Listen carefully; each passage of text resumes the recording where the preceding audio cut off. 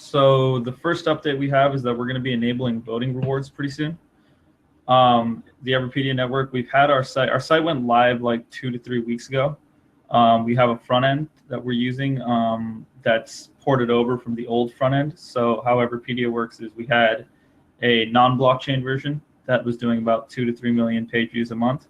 And what we're working on right now is porting that front end over to the blockchain. We've got a site up right now where it's experimental. We haven't enabled voting rewards yet, so we're working through make sure there's no bugs or anything like that in the system right now. And in about 2 or 3 days, I think we've finally gotten to a point where we're comfortable with it. So we're going to start enabling voting rewards. And what this means is when people create articles and you upvote on articles, you're going to receive IQ. You're going to receive IQ in compensation for your activities on the chain. I'm going to add the link to the site in the chat box here. So that's iqnetwork.io. That's the live version of the blockchain site. For the non-blockchain site, we still have a lot of our traffic here at everipedia.org.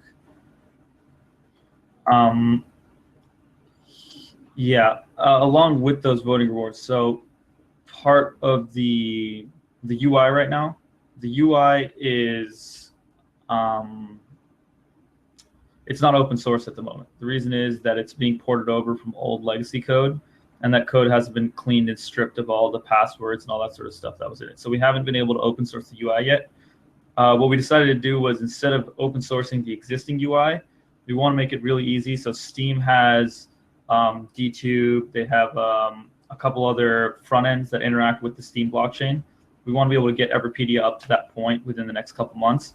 So what we're working on right now is creating an easily deployable front-end UI.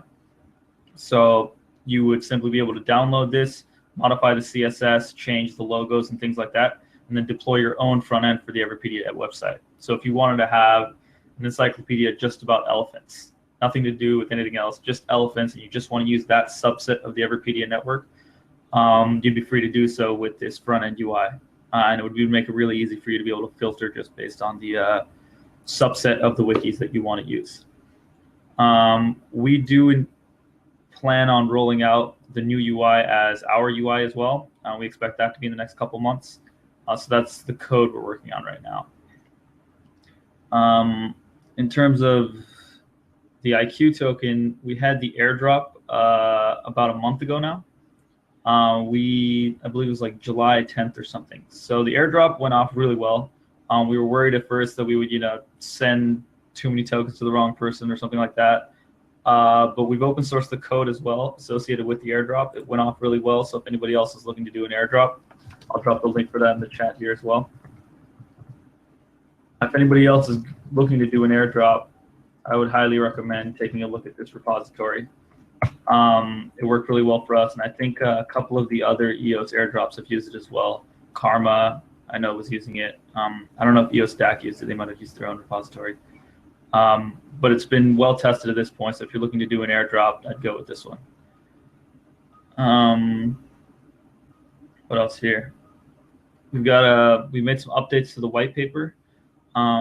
Initially, we wanted to make sure that there's a couple flaws with the Everipedia system right now. That's that if you're a whale, you can purchase up a lot of tokens and influence the vote. We're working on systems in the white paper right now to mitigate that. So we're including staking periods. So if you stake, you have to keep your stake in there for 21 days. You can't just hit and run, as in buy a bunch of tokens, come in, vote, and then leave. You have to stay within the network. And if you make an edit that is pretty controversial or is clearly not accurate, somebody can propose an edit that simply rolls that edit back. So you'd have to constantly be staking IQ and constantly be fending off people trying to roll back your poor change if you want to keep bad information on the network. So things like that we're working on. We should have a fully new updated version of the white paper up, I think in the next couple days as well. There was a new release came out a week ago, and we expect another release to come out in another week, and we're constantly improving and making sure Once these voting rewards go live, we'll have a lot more information, a lot more data to go off of in terms of the decisions we're making in the white paper.